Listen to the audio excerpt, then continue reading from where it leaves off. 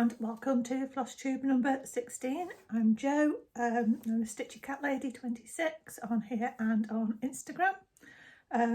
If you have visited with me before, welcome back. If you are a new viewer, welcome. I hope you won't be disappointed. This is going to be a bit of a quick one today. I've only got 2 whips, I've got no haul. I've only actually made 1 purchase since the last video, and that's a stitch along which hasn't been released yet. It's been released to buy, but no parts have been released, so there's nothing to show you. But I'll tell you about that later. I've got a few Flosstubers watched, so I'll tell you about those, and I've got even more that I'm planning to watch. So it is Wednesday the 11th of May, it's just about 12 o'clock. It's a dull grey rainy day outside. Ozzy's not happy, he wants to go out, but he comes back in just looking like a drought rat, so he's not going out. I have Snowdrop here, Otis is over there, so let's see what happens.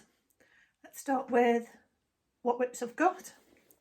So I'm sticking with my plan to try and get 4 finishes by the end of this month. I think I'll definitely get 3. Possibly not Primrose Spirit. But yeah, I think I'll get Peacock and Cryptids finished. Because basically Peacock, all the crosses are finished. So I've just got backstitch and beads to do. So I've already switched it into my larger Q-snap. I normally have it square this way, but the piece just isn't wide enough to fit. There's not a huge amount of fabric either side. I'm hoping, so I've put my 11-inch bars on with the big ones. I'm hoping that there's enough room there for the backstitch and the beads. It should be all right, but if not, I can manage. I can work around it. So I think I'm probably going to start at the top with the beads and the headdress, and my plan is to do, apart from these bits that I've already done, this long stitch, my plan is to do backstitch and beads at the same time. Because certainly coming off from these bits, the beads and the backstitch are all part of the same thing, so hopefully I'll do that. There are 4 types of beads. There's 2 sizes of white, so the larger ones just kind of sit at the point of these, and then around this pale green is a pale green bead, and then we've got the small white and silver crystal beads. So yeah, that's gonna be fun. Bit of backstitch on the body, a French knot for the eye. Yeah, there's a few bits of backstitch, white and the dark blue. So I think I'll attach the beads with white, even the green, because they are very pale, so the white won't show up too much. So I'm hoping I'll be able to get all that done in a week. And I just love the way the peacock fits in between these green patches. Just that little bit of his head that's gone into the green. So I was just so lucky with the placement on that. That worked out really well. So that's my peacock. That's Mirabillia's contribution to Paul Stitch's 2019 retreat. It should say Mirabillia 2019 here, but I'm not planning on putting that in. So that's my peacock.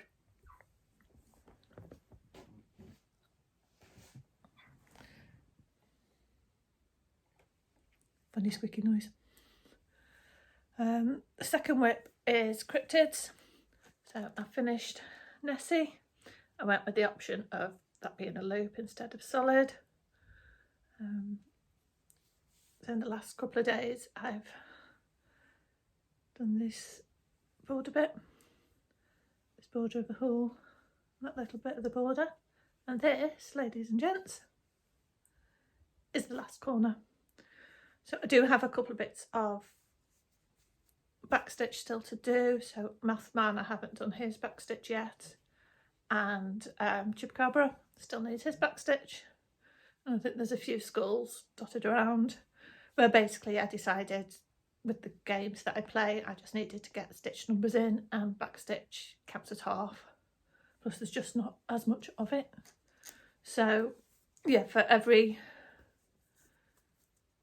2 backstitch, that counts as 1 in the games.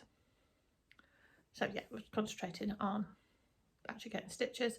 So what I'm doing at the minute is I'm doing a length on the whole panel, and then I'm doing... There is nothing for me to resume. Seriously, she's hearing ghosts. So yeah, I'm going to do 1 length of thread on the whole panel and 1 length on the border, because I really don't want to leave the border till last. I want to sort of do that as I go. So this is Cryptid Stitch Along by Witchy Stitcher. Now this does actually lead nicely into the one purchase that I've made. Meg's done it again. She has done a sister stitch along to go with cryptids called Supernatural. I'm assuming it's going to be things like ghosts, skeletons, zombies, that sort of thing. But it could be specific supernatural events.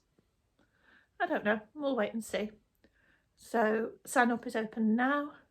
I believe the first part, which will be the main frame, is due out in June, and then the panels will be almost weekly but with occasional breaks, so you'll get like 3 weeks and then a week off, and 3 weeks and then a week off.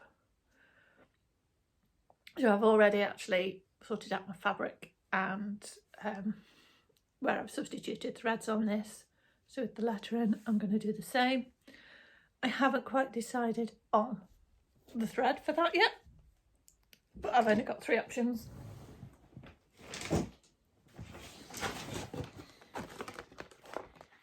So I think the fabric is going to be this, from Flosstubers. It's actually a 32 count, which I don't normally get, but to do it on 14 count, the pieces that I've got in 28 just wouldn't quite be big enough. I'd have maybe ½ an inch either side, which is not enough. 32 count is barely big enough. I think it would need to be 18.02 inches or something, and it's 18. So that will work. And with threads, I'm thinking about from Jodery. I think it's going to be one of these 2. There is a third one I was looking at, but I think it's going to be one of these 2. So this is Nevermore, and it's just dark blue and black. This is called Big City, and I think it echoes the colours in the fabric quite nicely. So it's grey, blue and beige, but it's darker shades than in the fabric, so I think that could work really well. But I think what I'll probably do is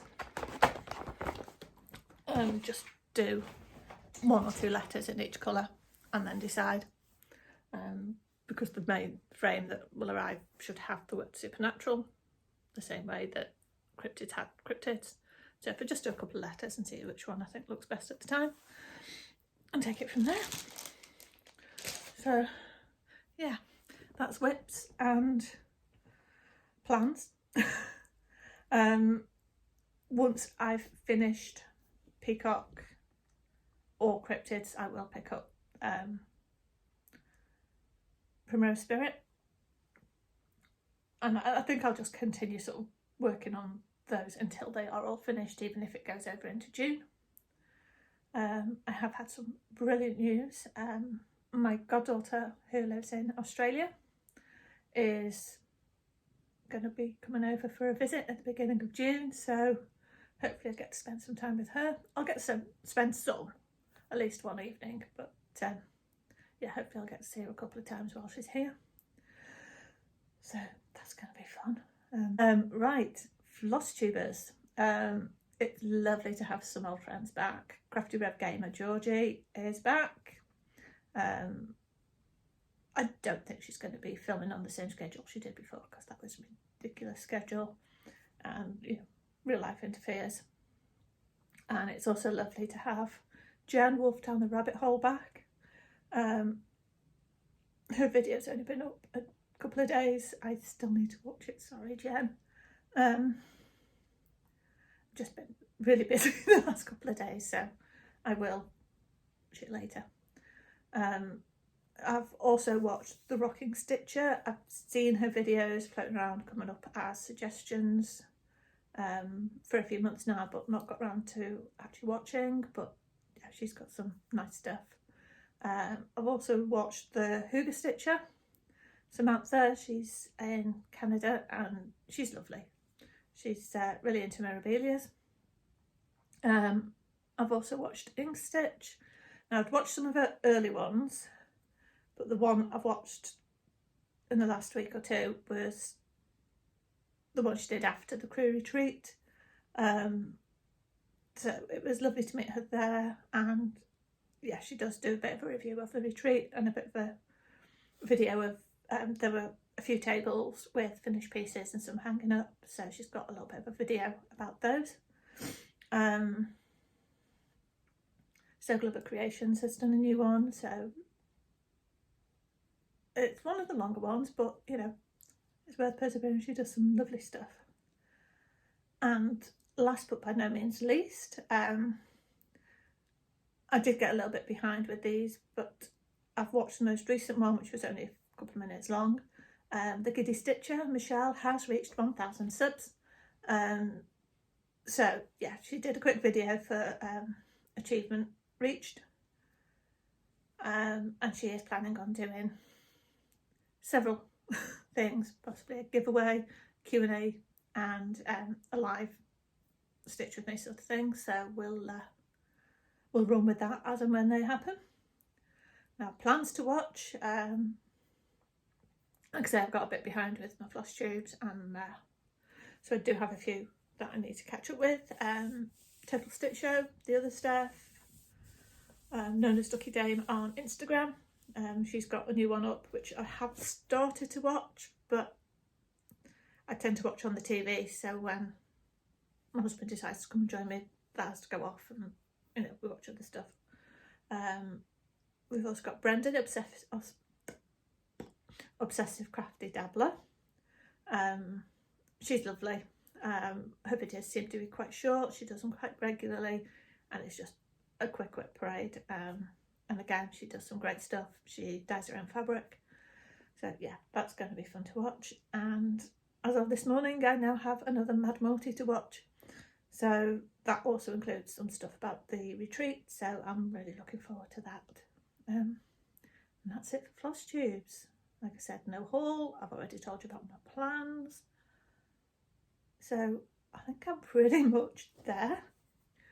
Now, in between now and my previous video, I have filmed not a tutorial, but this is how I do it, on how I wash my embroideries so that they're ready for framing. So I've had two that I needed to get to the framers. One of them I haven't washed because it's hand-dyed fabric. It's quite pale, so I really don't think it would have run and made any problems, but I wasn't prepared to take that chance. So my secret project has been washed and is at the framers. The beach huts are at the framers. So the project that you can actually see being washed is a fantasy stitch along from Lakeside Needlecraft from a few years ago, designed by Doreen Jones. I'll pop a picture up here. I actually managed to get it finished last year, but I haven't done anything with it. And even now I've washed it, but it's just gone back in the folder with all my other finishes that need something doing to them.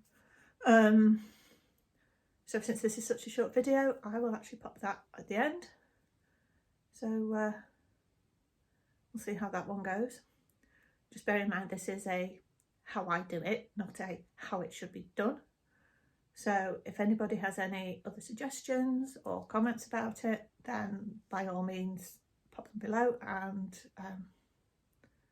you know, it's never too late to learn new stuff. So talking of comments, please like, comment, subscribe. Talking of subs, my subs went way up, starting from about the time that just prior to the retreat when Morty put posts up saying, "No, who's got Flosstubes?" So yeah, in the last 28 days I've gained about 20 subs. I'm now on 220. They do seem to be genuine as well, because I'm getting emails from most of them saying, you know, so and so has subbed. So a lot of them would appear not to be bots. So yeah, that's all for me now. I hope you enjoy the add-on. I will put some kitty video in between this and that. So I will say goodbye, and I will see you again in a couple of weeks. Bye for now. Keep crafting and commit acts of random kindness and senseless beauty. Bye.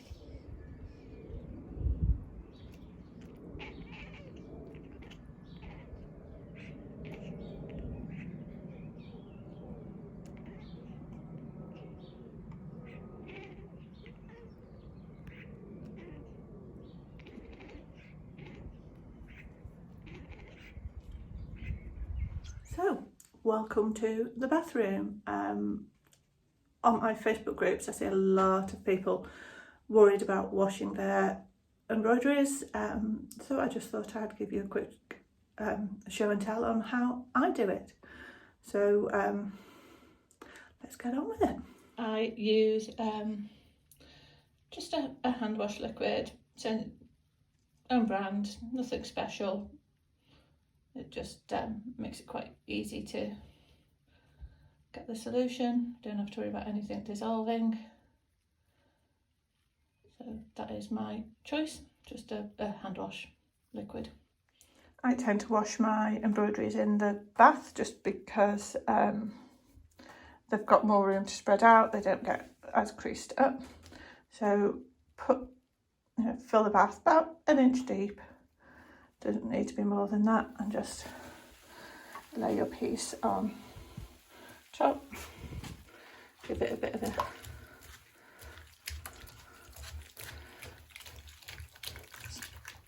I tend to sort of leave it to soak for a few minutes. And just generally just agitate it gently. If you do see any particularly nasty spots, you can always just give them a bit of an extra rub, but only around the edges, not on the actual stitching. This one didn't look particularly grubby, but it was a whip for 4 years, so I thought it was just sensible to give it a bit of a swirl. So just gently agitate it.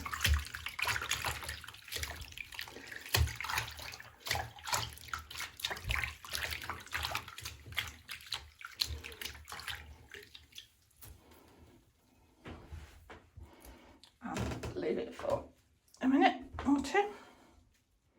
I use the shower head on a cool setting to rinse any soap out once it's soaked. So I've already pulled the plug. So let's get rinsing.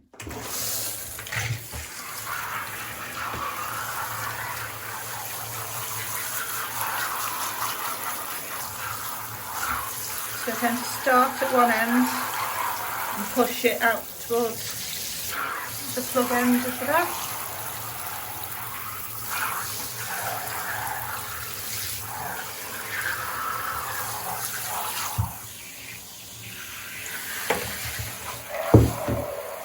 You can always try getting it to strip at the side at the end and let gravity help you.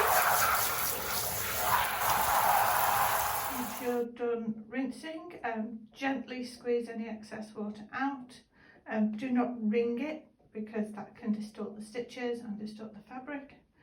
And lay the piece on a fairly fluffy white towel. This is the biggest towel I've got that's whitish. And you basically roll it up.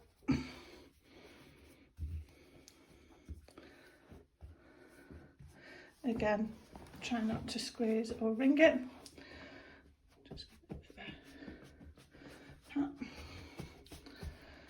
Just to absorb any excess moisture.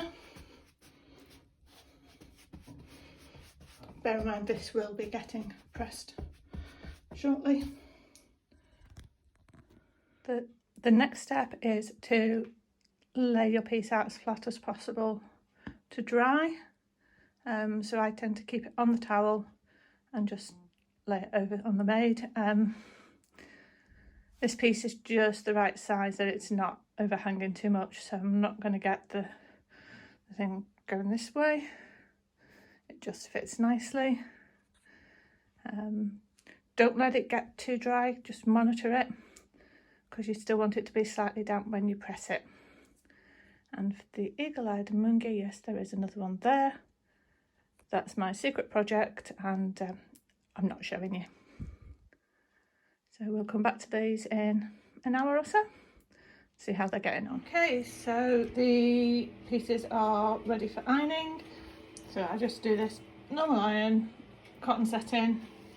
I've got this great little ironing pad, but I do it over the glass heat resistant mat as well. So let's go and get ironers on and heating. Put on the cotton setting because if you're using, so I got fabric, DMC thread, it's all cotton. So yeah, put it on the cotton setting. So you want to put your stitching on a fluffy towel on top of your ironing pad or ironing board if you've got one. Lay your stitching face down and make sure it's on, all on that mat. So that one goes over, so I'll need to move it. Then lay a clean tea towel over your fabric. You don't want to iron directly onto the threads. And then just gently press.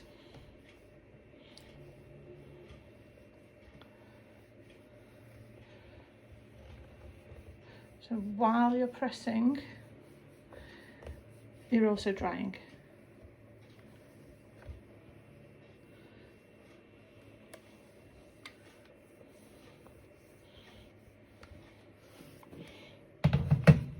So you'll probably,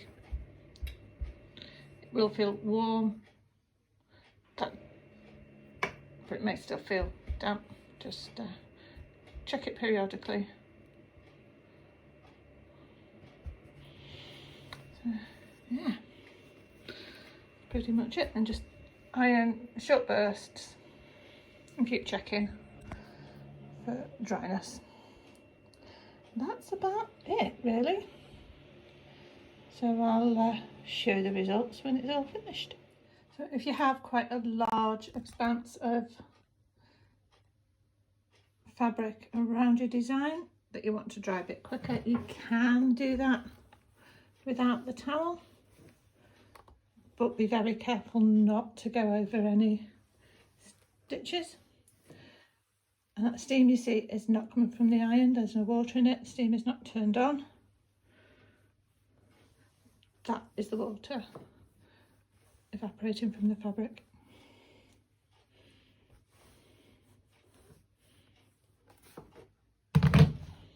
Now is usually a good time to trim those little ninja tails. Just do it very carefully.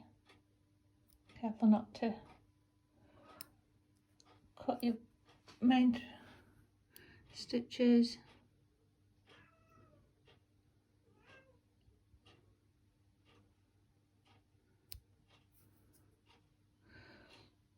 Because it's nice and flat and